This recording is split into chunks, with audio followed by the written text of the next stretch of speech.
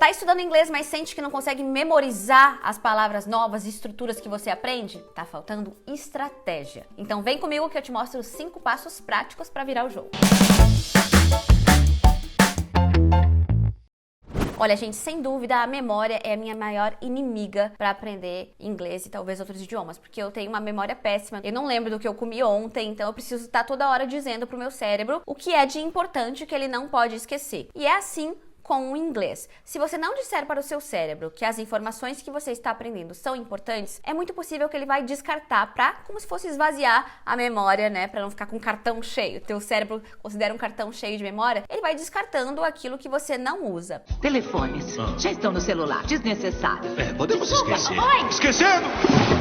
Então, como que eu posso virar esse jogo e dizer pro meu cérebro, ei, o que eu tô estudando aqui é importante, não joga fora não. Primeiro passo, focar no que você está fazendo. Muito se fala em aprender inglês com música, com série, com filme, mas isso não significa que você vai sentar, colocar ali o filme e simplesmente ficar assistindo para se divertir e que todas as informações que estão ali vão ser absorvidas pelo seu cérebro lindamente, que você vai aprender todo aquele vocabulário. Não é assim que funciona. Para você aprender vocabulário de verdade e até expressões e estruturas, você precisa estar atento, focando mesmo naquilo que você está escutando ou assistindo. Então, como que eu fazia quando eu estava aprendendo inglês muito focada nessa ideia de aprender novas palavras? Eu assistia um filme, tudo bem, com a legenda em inglês, só que aí, quando eu vi uma expressão que eu não conhecia, ou uma palavra, eu pausava, eu procurava o significado, voltava, escutava de novo e anotava, usando a estratégia que eu vou te mostrar aqui em um dos pontos também depois, tá? Então, olha tudo que eu fazia. Eu parava, eu analisava, eu procurava a tradução, eu anotava. Então, aqui eu tô dizendo pro meu cérebro que isso é muito importante. Eu não só passei batido por aquela expressão, que até posso ter entendido pelo contexto. Eu parei, eu analisei aquela expressão e ela começou a ser importante pra mim. Então, muitas vezes a gente tá assistindo a um vídeo no YouTube, em inglês, ou então escutando um podcast, ou assistindo a um filme, uma música, e a gente tá fazendo um monte de coisas ao mesmo tempo. A gente tá mexendo no celular, notificou o Facebook, eu vou ver. A gente tá aprendendo inglês rodando aqui o Instagram, vendo dicas curtinhas. Então, isso até é legal, você é apresentado a esse novo vocabulário, mas você não está, de fato, ajudando o seu cérebro a entender que você quer reter essa informação. Uma segunda estratégia é controlar os seus pensamentos, para você ir testando tudo que você já sabe falar em inglês. Como assim? Você tá bored, super entediado ali num consultório médico, você não tem nada para estudar ali. Tudo bem, você vai olhar para tudo que tem na sua volta e você vai começar a nomear essas coisas. Coisas que eu sei falar em inglês aqui. Ninguém vai saber que tu tá fazendo esse exercício na tua cabeça. Então, table, chair, TV, doctor, light bulb, enfim, vai dizendo esse tipo de coisa. E aí, se você puder, você pode inclusive ir treinando e fazendo sentenças na sua cabeça. Oh, there are 5 chairs here. So there's a white table here, there's a plant, there are 5 chairs. I can see a woman and this woman seems to be a little worried because she's here at the doctor and I can see her face. Então assim, vai falando essas coisas na tua cabeça, porque isso é um exercício de usar o vocabulário que você já sabe, só que você não tá falando de verdade, porque aqui no Brasil muitas vezes a gente não tem a oportunidade de falar inglês no dia a dia, na vida real. Então, você tá usando essas palavras, você tá dizendo pro seu cérebro que as palavras que você já conhece são importantes e você tá fazendo uma imersão no idioma. Não importa onde você estiver. E aí, nessa sua narração mental, muitas vezes você vai se deparar com uma palavra que você não sabe como dizer em inglês. Então, por exemplo, você tá dirigindo e você tá olhando as coisas pela sua volta e você tá narrando tudo o que tá acontecendo. Oh, so now I'm going to the bank and you know, I see some... Oh, I don't know how to say that in English. Como é que fala posto de gasolina? Fica na cabeça que você tem que aprender a falar posto de gasolina. Quando você parar de dirigir, procura como é posto de gasolina, você vai ver que é gas station, e aí você vai anotar e você vai, na próxima vez que passar naquele lugar de novo, pensar, the gas station's there. Se você puder falar em voz alta, melhor ainda, porque você vai estar ainda praticando a sua fala ao mesmo tempo. Mas tá vendo? É se tornar muito ativo nesse processo. Terceiro passo é praticar de verdade. interagindo com pessoas de verdade. Você pode treinar muito a sua fala, você pode adquirir muito vocabulário sozinho, de forma independente, sem depender de mais ninguém. Mas é quando você vai conversar com uma pessoa de verdade que você vai perceber se você reteve aquela informação ou não. As palavras vão faltar na hora que você vai falar. E aí você vai ter que ter uma estratégia para dizer essa palavra de outra forma, se essa pessoa não fala a língua portuguesa. E outro ponto importante da prática, as palavras que você vai aprendendo e as expressões, se você não usá-las de verdade numa conversa, as chances de você esquecê-las são muito maiores. Então imagina que incrível você assistir a um filme, aprender uma expressão, anotá-la e depois ter a oportunidade de praticar com uma pessoa de verdade e tentar achar um jeitinho de encaixar aquela expressão na sua fala. Isso vai se tornar muito mais relevante na sua cabeça, no seu cérebro, e as chances de você esquecer serão muito e muito menores. O problema é que muitas vezes a gente não tem com quem praticar o inglês aqui no Brasil, né? Eu mesma, às vezes, sinto falta de praticar o idioma. Eu faço tudo isso de forma independente, mas muitas vezes eu quero falar com uma pessoa em inglês. E uma forma segura e muito flexível de fazer isso é através do Cambly, que está patrocinando aqui esse vídeo. No Cambly, você escolhe o nível da sua aula e também se você quer fazer aula em grupo ou individual. Tudo isso com professores e tutores nativos de diferentes lugares do mundo. Você pode selecionar o sotaque desse professor. Quero praticar com inglês britânico, com inglês americano. Quero um professor que entenda sobre marketing. Você pode digitar lá na busca do professor marketing e você vai ver professores que têm esses interesses. Independentemente do nível de aula, você conta com currículos desenvolvidos para atender a demanda de cada nível de inglês, seja iniciante, intermediário ou avançado. Para você ter uma ideia de como funciona a aula, eu falei com um Cambly Teacher e inclusive pedi uma dica para você não esquecer vocabulário. Dá só uma olhada. Mrs. Taylor, what can students do to improve their vocabulary and memorize the words they learn? That's a great question, Carolina. I think that students, they need to get as much practice as they can.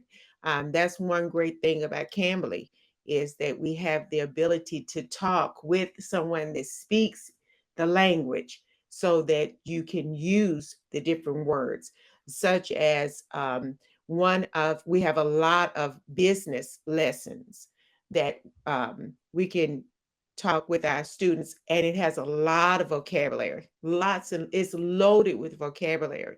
But in order to make to identify, in order to own that vocabulary word within the lesson, you would see that vocabulary word several times so that you'll be using it in your language. Thanks for the tip, teacher. E ó, se você ficou interessado e quer praticar o seu inglês também, tá rolando uma promoção relâmpago do Cambly. Tem plano que era R$ 136 e tá hoje R$ 74 por mês para 1 hora de conversação por semana. Mas essa promoção é só válida por 48 horas, então você tem que correr. Usa o link que tá aqui na minha descrição e não deixa de praticar. Vamos então pro quarto passo. Lembra que eu falei lá no início do vídeo da questão de anotar? Então tem várias formas que você pode fazer isso, usando, por exemplo, aplicativos. Hoje em dia tem vários aplicativos com a famosa repetição espaçada, né? Que ele vai te trazendo aquele vocabulário que você anotou de forma espaçada para você ir internalizando. Então se você é uma pessoa do digital, procure aplicativos que façam isso, repetição espaçada, tem aplicativo gratuito. Mas eu ainda acredito mais no poder da anotação pela mão. Alguns estudos dizem que o ato de escrever com a mão traz ainda um plus, mais chances ainda de você lembrar algo que você está anotando, tá? Porque você está, de fato, prestando atenção no que você está escrevendo. Muito mais do que algo que vem para você, entendeu? De forma automática. Então, eu recomendo muito que você faça um caderno de vocabulário. É impossível você aprender um novo idioma sem você fazer anotações, tá? É impossível na minha visão. E eu acho que na visão de todo mundo que aprendeu um novo idioma. Então, você precisa, sim, fazer anotações. Então, você pode dividir o seu caderno de vocabulário da forma que for mais conveniente para você. Como que eu dividia o meu quando eu estava aprendendo inglês?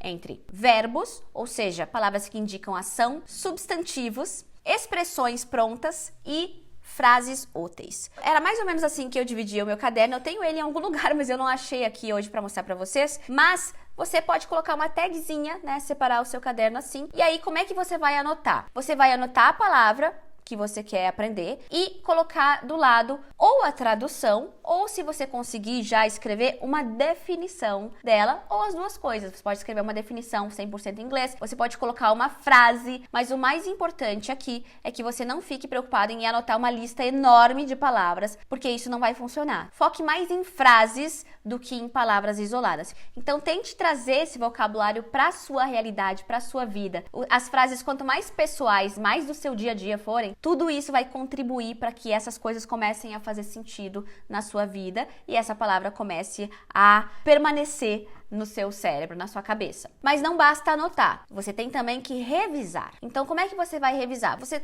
estudou hoje inglês, você aprendeu e você anotou 6 palavras ou 6 frases no seu caderno hoje. Então, você vai amanhã ler de novo essas 6 frases, essas 6 palavras e você vai lembrando. Aí depois você pode dar 2 dias e você lê de novo essas palavras, essas frases, mais as outras que você aprendeu no outro dia. E assim você vai sempre lendo, voltando ao começo e lendo todas as que você vai adicionando, né? De tempos em tempos. A cada 2 dias, depois a cada 5 dias. E aí depois, o que vai acontecer? Quando você for pegar o seu caderno para revisar as palavras, você não precisa voltar lá do começo, porque você já internalizou aquelas primeiras palavras do seu caderno. E a gente tem uma memória visual muito grande também. Então você vai lembrar exatamente da sua página, de tantas vezes que você vai ver, você vai lembrar daquela página e tudo isso vai contribuir para que essas palavras fiquem na sua cabeça. Acredite no poder do caderno, do bloco de notas, pode fazer no seu celular também. Você vai fazer da forma que você quiser, que você se sente mais confortável. Mas o ato de anotar e revisar vai revolucionar a forma que você aprende o idioma. Eu tenho certeza que vai te ajudar demais a memorizar qualquer informação. E agora o último passo, o passo número 5, que eu quero que entre na sua cabeça e você escute bem o que eu tô te dizendo, que é super importante. Esqueça decoreba de listas de palavras. Foque em frases. Foque em frases. Porque são 2 trabalhos. Você decorou um verbo, por exemplo,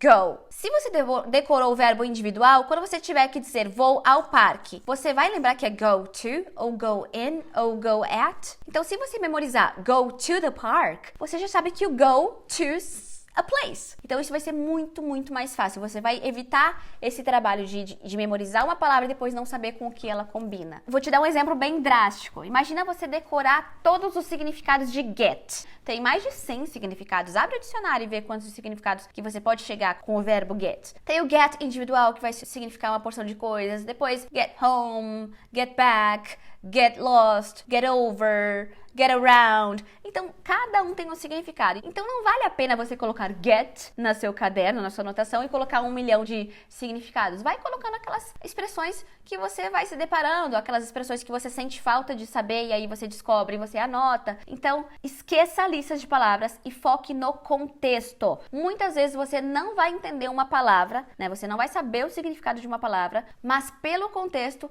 você já vai conseguir entender e aí depois você pode ir atrás do significado daquela palavra, mas também não fique preso assim. Aí não sei o significado dessa palavra aqui, não sei, no meu inglês é uma farsa. Calma, foque no contexto, no geral, porque isso vai ser muito útil e não esqueça de manter o contato com o idioma, claro, né? Mergulhe no idioma para que o inglês esteja sempre presente na sua vida, na sua cabeça, porque aí não tem erro. E se você tá com dúvida de como começar a falar inglês desde o básico, dá uma olhada nesse vídeo aqui que ele vai te ajudar bastante. Conta aqui nos comentários se você já aplicou algum desses passos que eu falei, se ele funciona, ou se você tem alguma outra sugestão. Vamos usar esses comentários aqui como um grande fórum pra gente se ajudar. Se inscreve no English in Brazil e a gente se vê no próximo vídeo.